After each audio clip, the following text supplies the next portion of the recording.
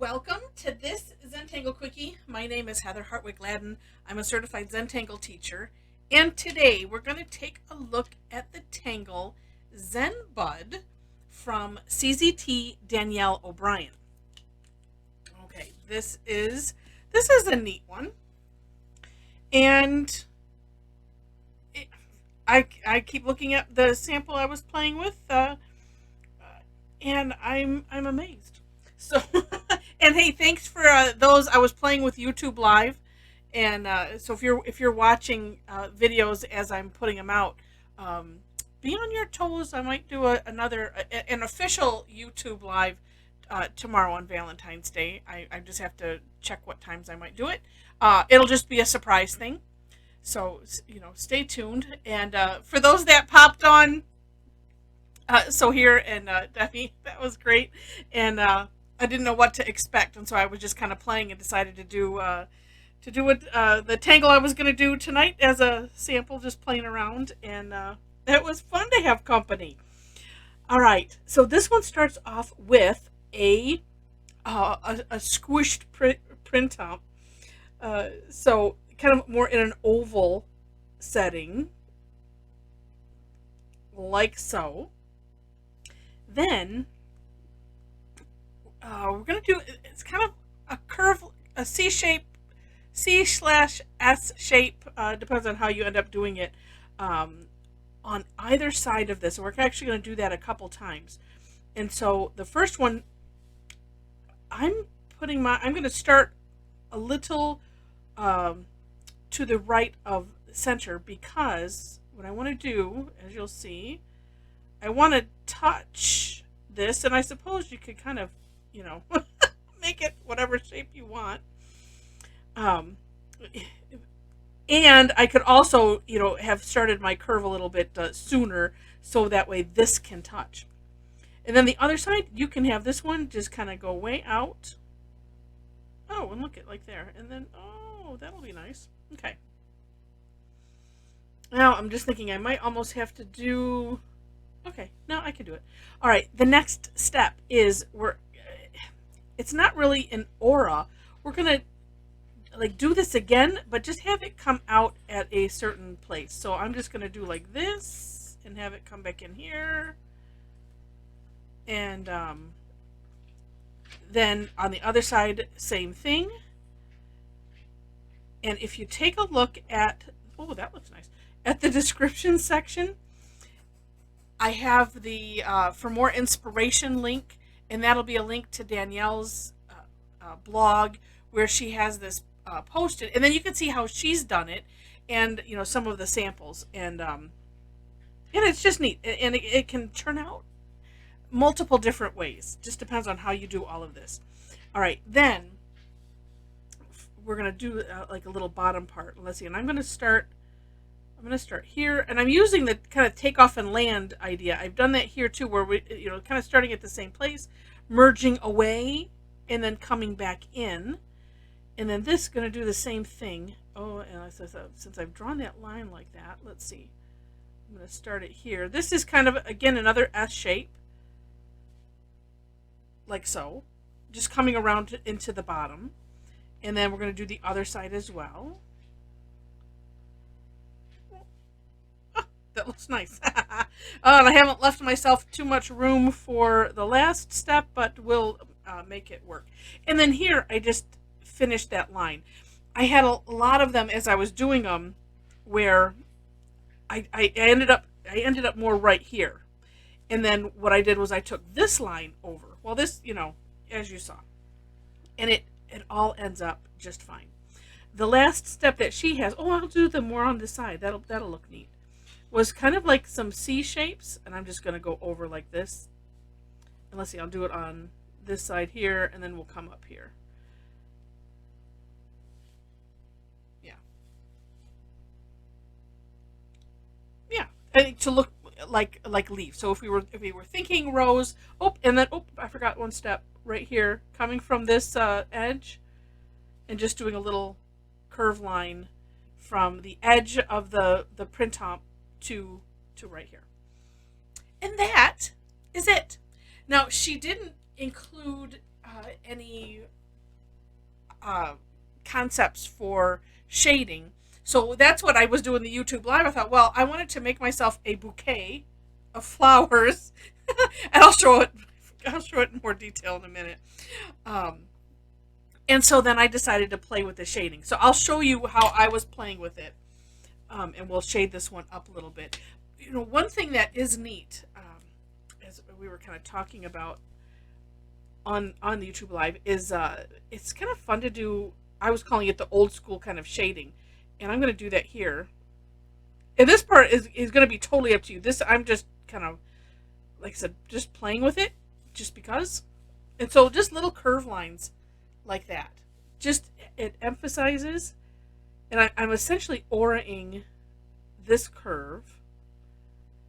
And I'm also picking up the pen, and I switched to the Micron 01 just because I wanted these to be nice and fine. What I was using for the other was the Micron PN, and it's a plastic nib. They are so nice because you can get a range of thicknesses by just how hard you push, and when you do that, you're not going to wreck it either. So I like that. Okay, and then, oh, you know what? Well, why not? I think we could do, I don't think it would be too much, because that kind of looks neat. Let's do this. I'm just trying to think which way am I curving this. Let's do this. This is a nice way of shading without using graphite. And again, I called it old school because if you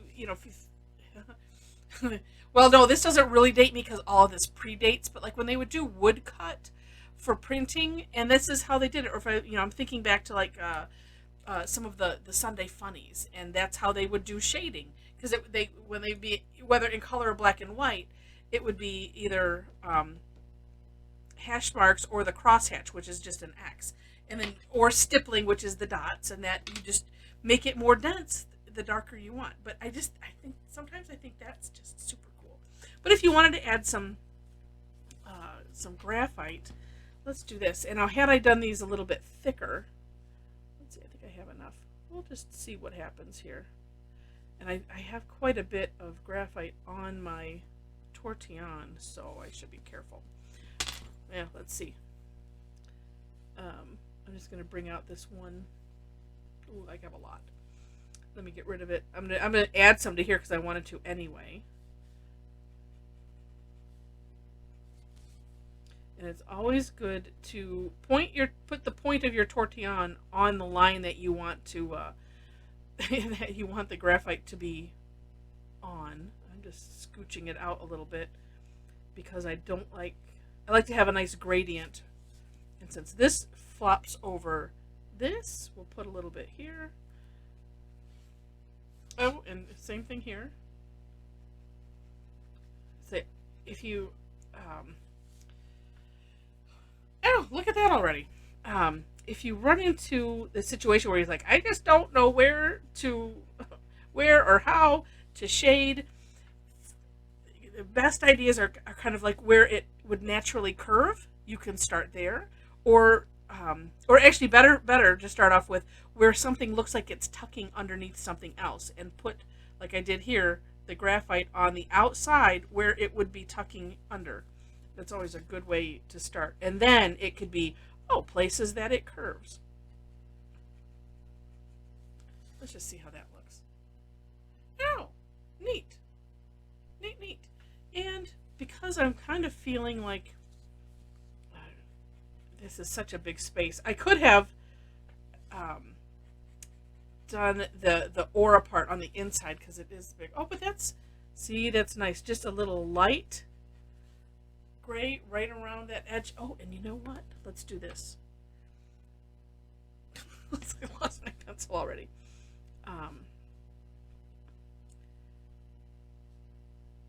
Because in Zentangle, what we're looking for is we're just making our patterns dimensional.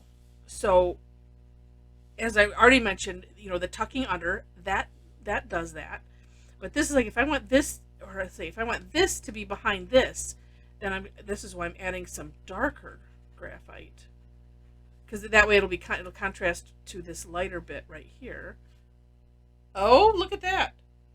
Now, the challenge, sort of, because I didn't, let's just see how this looks if I do this, because I didn't tie that in, say because, well, Danielle didn't, so so I didn't. Let's just see. I'm just going to make like a line there with the graphite. Oh, look at how neat that is. And then it's kind of like fades into the... Wow, that really looks like somebody else did it. How cool is that? And for those that follow a lot or come to my classes, you know, let me, there we go. Let me focus that. That is, that's the joke, if you will. Because when you're not an artist, and that's why I came up with the name Tangle Addicts, because I was so addicted to this. Because prior to learning this, I couldn't draw stick people to save my life. Certainly couldn't do anything this amazing. And it's all one stroke at a time, right? That's the Zentangle, their tagline, and that's what it is. And one step at a time, and not saying, oh, here, draw a rose. No, we're doing a spiral and then an S-shaped curve line going, these directions, and then doing another one separate. We're following the directions like that. And it's, like I said, it just never gets old. I just love it. Oh, you know what? See how I did here? I think I'm going to do the same on this, but maybe let's use what's left on my tortillon again. I'll pick up a different one. Yeah. Just a little bit of something. And actually then too, sometimes you can, using the graphite you have already, kind of like a palette. There we go. Just a little something on that inside. So this was the fun that I had on YouTube Live, again, because I wanted to play with it. So I did a little test thing, and it was fun that some joined. And so as I was doing it, just playing around with some shading ideas and then others per the conversation, you should be able to go view that, I think. I haven't looked back to see where it landed, but that was a lot of fun. So, and it seemed like, well, I don't know, because I kept watching. Well, it's hard to watch that and then do it at the same time. So, but it seemed like Debbie and so here maybe came after I had already had all these drawn, and then I did a quick one on the back just to share. But anyway, so check that out if you want to, because then that was just me playing with the shading while doing all of it. Then you can go back and see the the rest of it. And I was like, why get rid of it? It was fun. So anyway, I appreciate those that came and popped on, and those that watch regularly. I really appreciate it, because it's this.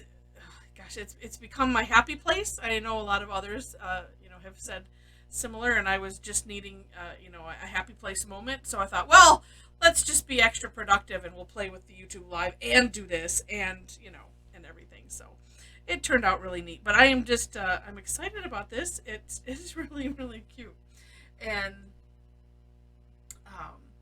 in the description section, make sure to check out the step outs. I'll have a link to my step out as well as Danielle's, and below that are ways to connect with me if you would like to. If you enjoy my goofiness, I'd love to have you join us live if you wish. I do classes every week, and I have a couple that are paid, that have a fee, but then most of the rest of them are free, and we have a lot of fun, and we produce a lot of neat, fun work, and it's just such a joy, and I feel so blessed to have everybody that joins in weekly. So if you enjoyed this, would love it if you click the like button, feel free to share it with friends. And if you're not a subscriber to the channel already, would love to have you be a subscriber. All of those things help me promote the channel, and that helps me stay in pens and keep the lights on and all of that kind of thing. So, and I think that's it. So with that, thanks so much for watching, and I wish you happy tangling.